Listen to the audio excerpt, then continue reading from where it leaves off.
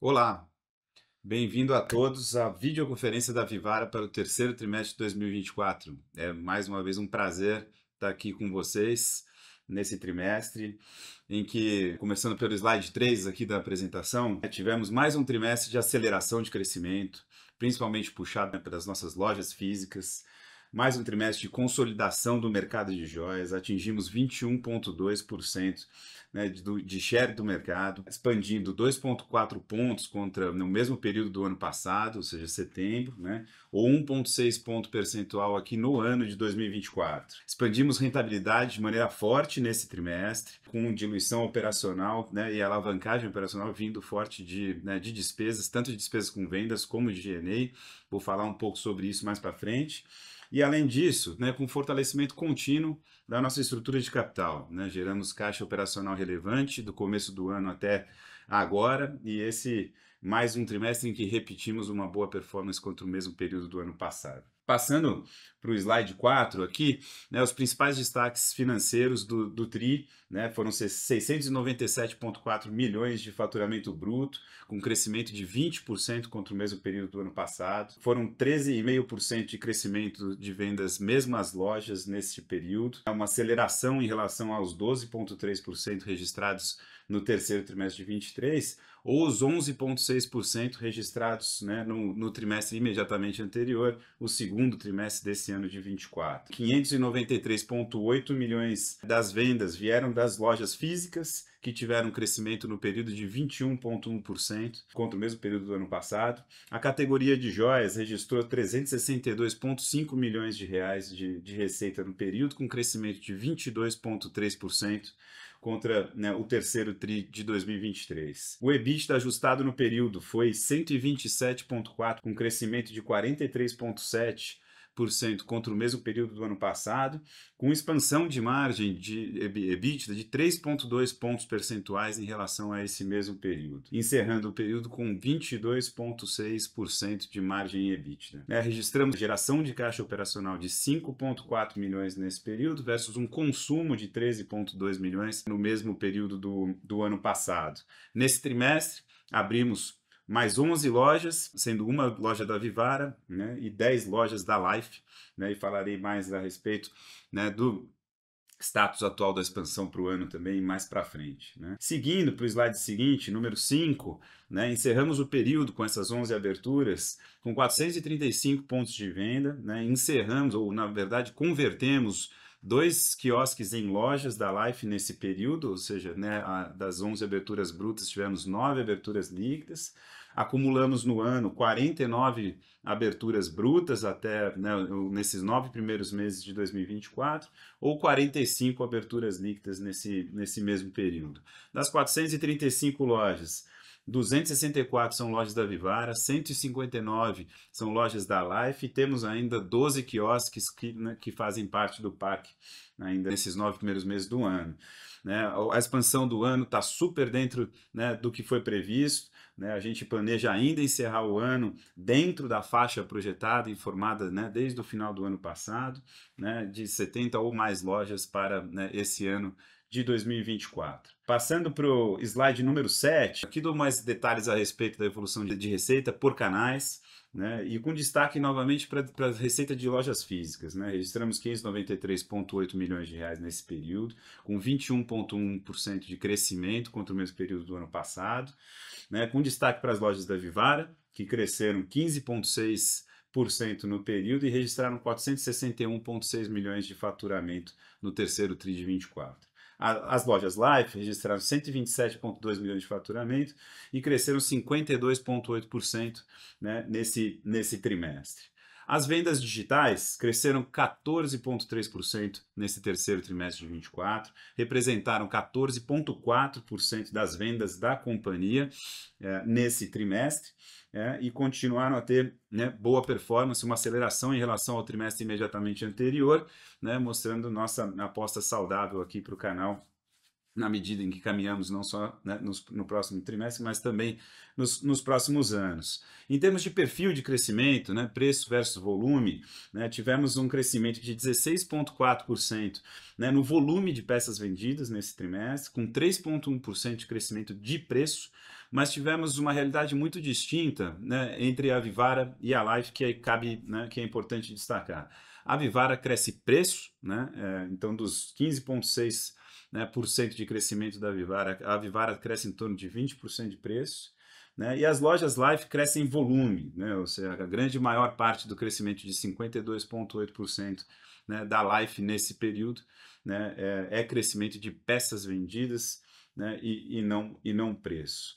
E isso, né, esse equilíbrio, né, dado que a Life, né, mais de um terço das vendas da companhia, mas quase 80% do volume de peças vendidas, esse equilíbrio entre as duas marcas traz, né, um balanço apontando um maior crescimento de peças vendidas do que de preço na companhia como um todo nesse terceiro trimestre de 24. Né? Passando para o slide 8, aqui dou um pouco mais de detalhes, né, sobre o canal de vendas físico, né, começando pelas lojas Life, né, com um crescimento de 52,8%, né, atingindo 127 milhões de faturamento, como já falado. As vendas mesmo às lojas foram 13,9%, né, no período. A representatividade das vendas atingiu 56,8%, ou seja, as lojas físicas da Life representaram quase 57% das vendas totais da categoria na companhia, né, aumentando 13,2 pontos percentuais em relação ao mesmo período do ano passado.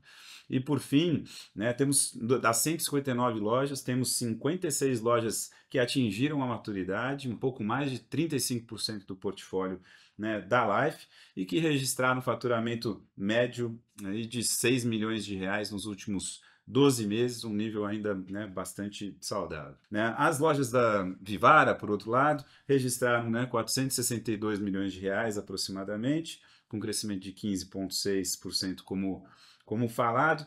O semi-store dessas lojas foi de 14% no período, né, acelerando contra períodos imediatamente anteriores, puxado principalmente pelo crescimento da categoria de joias, né, que cresceu 22%, 22,3% contra o mesmo período do ano passado, encerrando o período com 264 lojas aqui, como já mencionado. E essa aceleração de crescimento das lojas da Vivara, né, foi puxado principalmente, né, pelo trabalho de reclusterização das lojas feito ao longo do primeiro trimestre desse ano, já com frutos, né, que foram mostrados ali durante o segundo tri desse ano, na divulgação de resultados, e também fruto da melhor alocação de estoques, que também vem empurrando parte desse crescimento já desde o trimestre passado. Esperamos ainda que esse efeito, né, se estenda por mais trimestres, na medida em que, né, nós continuamos a ver um crescimento saudável dessa parte da nossa operação. Passando para o slide seguinte, slide 9, aqui dou um pouco mais de informações a respeito do crescimento do nosso canal digital. Foram 100,6 milhões de receita bruta registrados nesse canal, 14,3%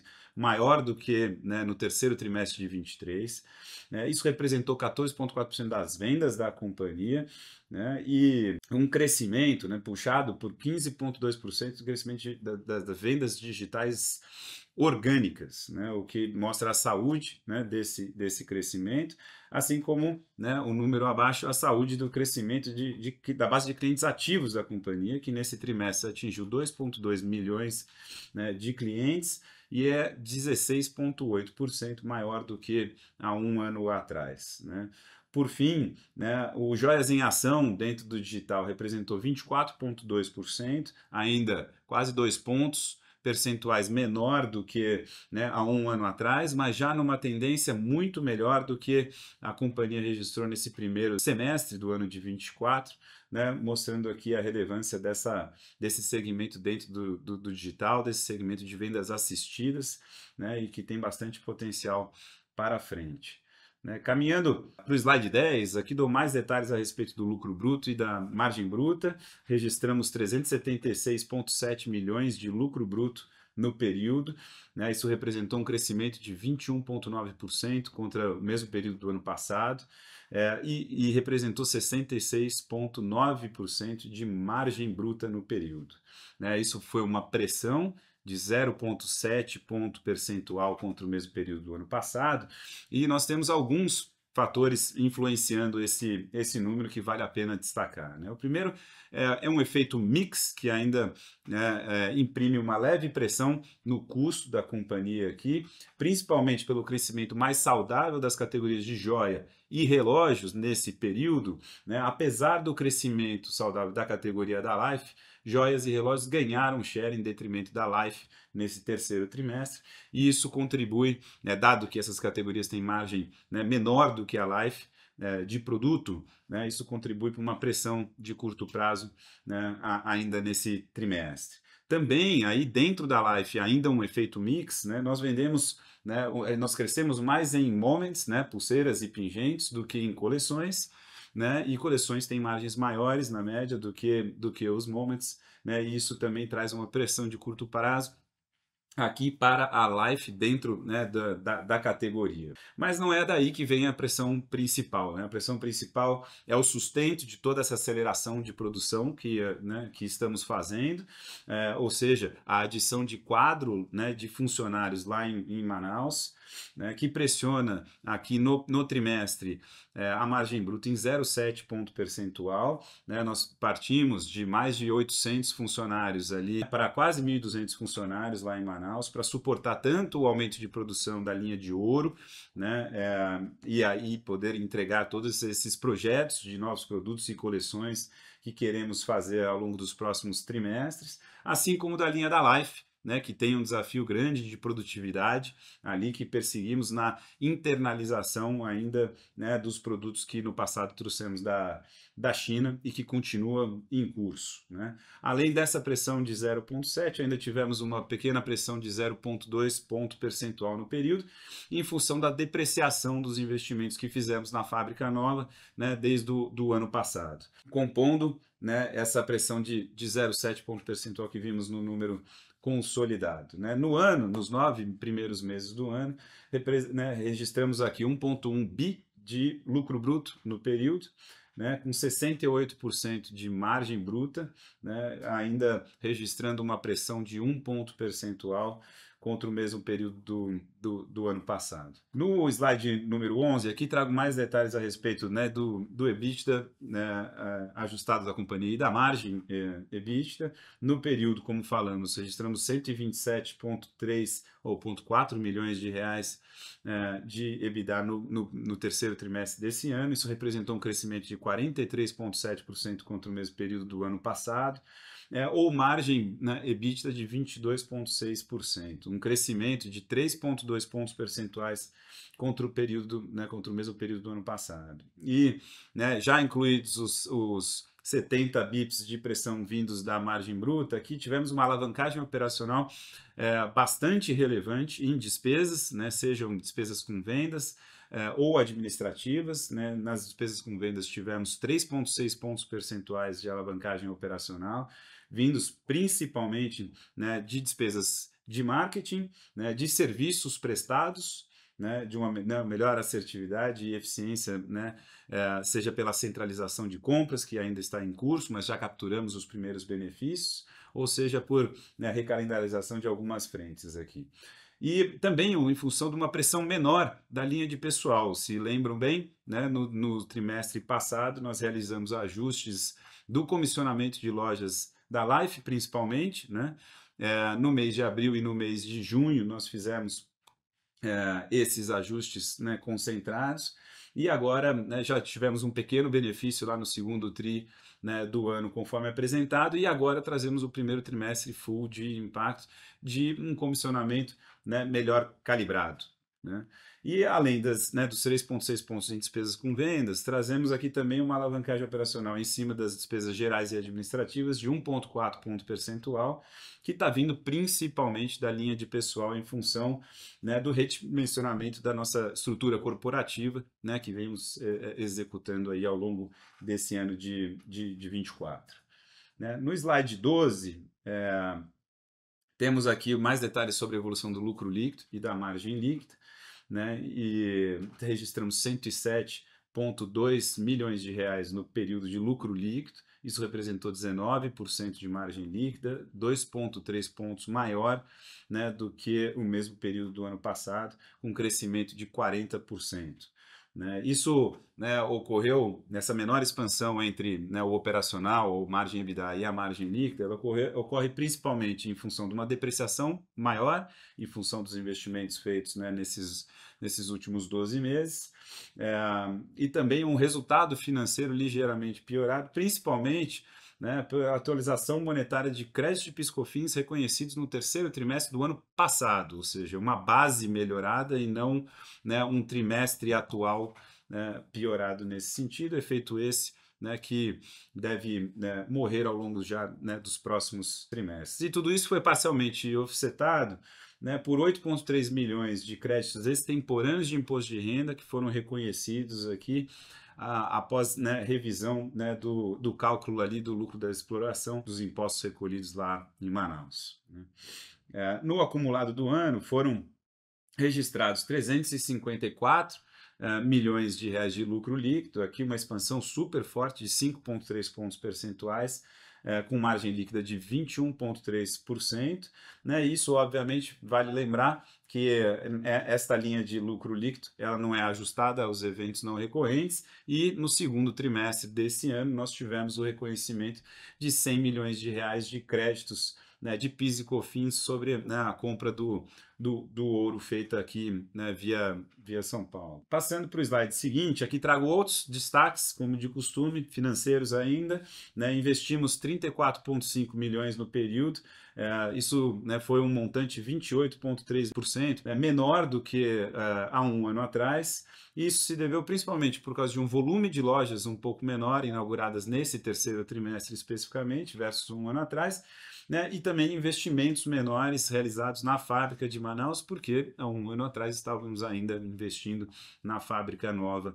que foi inaugurada no terceiro trimestre de 23, né? Geração, né, de caixa operacional novamente foram 5,4 milhões no período, né, um crescimento de quase 19 milhões contra, né, o mesmo período do ano passado. Fechamos setembro com um endividamento bruto, né, de 231 milhões de reais aproximadamente, né, e um caixa líquido de 83 milhões de reais, né, melhorando, como falado, continuamente, né, a estrutura de capital da companhia ao longo desses trimestres, né. Agora, pessoal, para a gente falar um pouco mais sobre, né, as perspectivas gerais e os preparativos para grandes sazonalidades, né, agora de novembro e dezembro, Black Friday e Natal, né, vou chamar nosso COO, né, Ícaro Borello, para falar com vocês aqui a respeito desse curto prazo. Muito obrigado.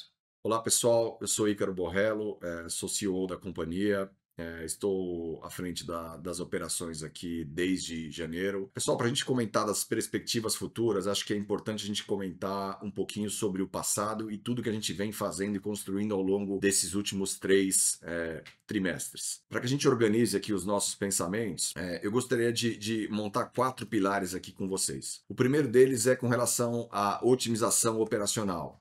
Vocês já têm visto tudo que a gente tem feito, né, e os resultados estão aparecendo no nosso DRE, com relação a todas as otimizações do ponto de vista de fábrica, lojas e principalmente o ambiente corporativo. Essas transformações e esses benefícios, eles já estão bastante encaminhados, a gente ainda tem algumas pequenas alavancas por fazer, mas, enfim, os resultados continuarão sendo sentidos nos próximos trimestres. O segundo grande pilar é com relação à qualidade e nível de serviço.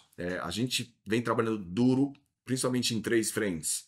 SAC, né, que é o atendimento ao cliente, assistência técnica, que é a nossa oficina para conserto de tudo que volta para nós, que de uma maneira ou outra precisa de algum reparo, e a logística, para que a gente entregue os pedidos dentro do prazo com mais eficiência e o mais rápido possível. Então a gente vem reforçando o nosso nível de treinamento e incrementando essas equipes de modo que a gente preste um nível de serviço com excelência para o nosso cliente. O terceiro grande pilar, e talvez o mais relevante deles, é com relação aos estoques. E aqui eu separo em 3 grandes blocos. O primeiro bloco é com relação à melhoria das alocações de tudo que a gente já tinha dentro de casa. Então, alguns meses atrás, nós diagnosticamos, né, que a gente tinha um número relevante de estoques parados nos nossos centros de distribuição. Então, a gente fez o que a gente chama de empurra internamente. Enfim, é uma ação para colocar esses estoques todos em loja, possibilitando assim, obviamente, uma venda mais importante. Esse movimento ele começou com a Vivara, então vocês podem sentir isso já no nosso DRE, no nosso Same Store Sale, e ele já também foi finalizado, é algo que é ongoing, você tem que repetir ao longo da vida, mas foi finalizado também para Life, relógios e acessórios. Esse é o nosso primeiro pilar. O segundo pilar é diminuição dos níveis altos de ruptura. Então, para isso, a gente incrementou a nossa produção da fábrica, tanto de Life quanto de joias, para que esses níveis comecem a cair. Então, a gente já vê uma melhora grande disso, ainda tem muita oportunidade de melhorar. Esse nível ele vai estar em um patamar aceitável. A gente acredita no final do primeiro trimestre, começo do segundo trimestre, tá? Isso, né, pelos cálculos internos que a gente tem, deixa bastante dinheiro na mesa, ou seja, tem um custo de oportunidade atrelado a isso muito alto. E a gente calcula isso basicamente pelo nosso histórico de vendas, ou seja, lojas que tenham uma peça que vendam mais de uma por mês, se estão em ruptura, fazem parte do nosso custo de oportunidade. Ele ainda é bastante elevado e isso tem uma grande probabilidade de nos gerar mais receita ao longo dos próximos trimestres. O terceiro grande passo, e foi algo que a gente identificou aqui, é com relação à Life. A Life ela não vem performando tão bem quanto a gente espera do ponto de vista de coleções. Foi algo que foi uma falha operacional do passado por lançar menos do que se deveria ou do que gostaríamos. No segundo semestre do ano passado, a gente identificou que coleções lançadas há menos de um ano, eles tinham um share altamente relevante do ponto de vista de receita. E isso veio se diminuindo ao longo do tempo por uma falta de lançamentos massivos e também pelo incremento de novas lojas, ou seja, quando a gente olha para a Life, o nível de estoque hoje ele é basicamente o mesmo nível de estoque do que a gente tinha um ano atrás, com quase o dobro de número de lojas e com coleções um tanto quanto mais antigas. Isso reflete diretamente nas vendas. A gente acredita que tem um upside importante aqui. Então, já no próximo trimestre, nesse trimestre, que é o quarto tri, faremos o lançamento de 12 coleções. É um número relevante porque o nosso portfólio hoje ele gira em torno de 55 a 60 coleções. Então, a gente entende que teremos um incremento importante se iniciando no quarto trimestre desse ano, mas com certeza com mais forças no primeiro trimestre do ano que vem, dado que toda essa operação estará 100% alocada em loja já no primeiro trimestre do ano que vem e parcialmente aqui acontecendo no quarto trimestre desse ano. Por final, o nosso quarto e super importante pilar é com relação ao planejamento tributário. Então, a gente vem olhando tanto o passado com relação a créditos extemporâneos, que vocês já viram benefícios dos nossos DRS nos últimos 2 trimestres, e com relação a otimizações de planejamento tributário para o futuro, que serão sentidas mais a partir do segundo trimestre do ano que vem, mas são, de fato, mudanças importantes, principalmente atreladas a malhas logísticas, fazer melhor o que fazemos hoje. Bem, eu contei essa breve história para explicar para vocês que acreditamos que estamos numa boa rota para o quarto trimestre, com um bom nível de estoque, então chegaremos bem estocados. O segundo ponto, faremos a melhor Black Friday e o melhor Natal o possível para o nosso cliente, do ponto de vista de experiência. Então, estamos reforçando o nosso time de lojas, com vendedoras e estoquistas e auxiliares. Estamos reforçando a nossa logística para que a gente mantenha os prazos adequados de entrega e principalmente o nosso atendimento ao cliente. Enfim, temos tudo para fazer uma ótima Black Friday e um ótimo Natal. Comentando um pouquinho sobre expansões, tá? Nessa janela do quarto trimestre, a gente tem mais algumas expansões a fazer para cumprir o plano 70 mais de entrega de lojas.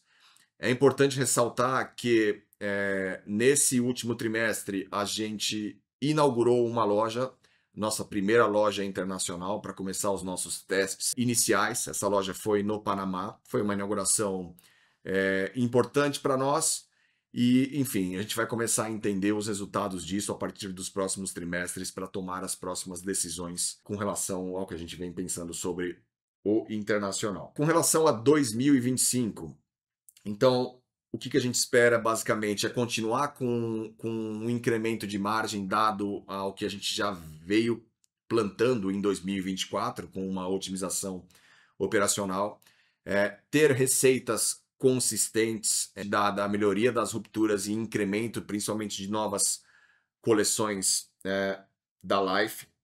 Um aumento importante no nosso nível de serviço e experiência do cliente. A gente vem trabalhando duro para que isso aconteça. A gente ainda acredita que está longe do patamar adequado, mas a gente vai trabalhar duro para que isso aconteça o mais rápido possível. E por fim, e não menos importante, aliás, bastante relevante, uma alavanca, que, como eu comentei com vocês, do planejamento tributário, né, uma otimização importante que deve começar a acontecer a partir do segundo trimestre de 2025. A gente entende que isso pode ter um impacto bastante importante para nós aqui do ponto de vista de rentabilidade. Pessoal, como de costume, estaremos à disposição para responder as perguntas no nosso call de Q&A. Grande abraço a todos.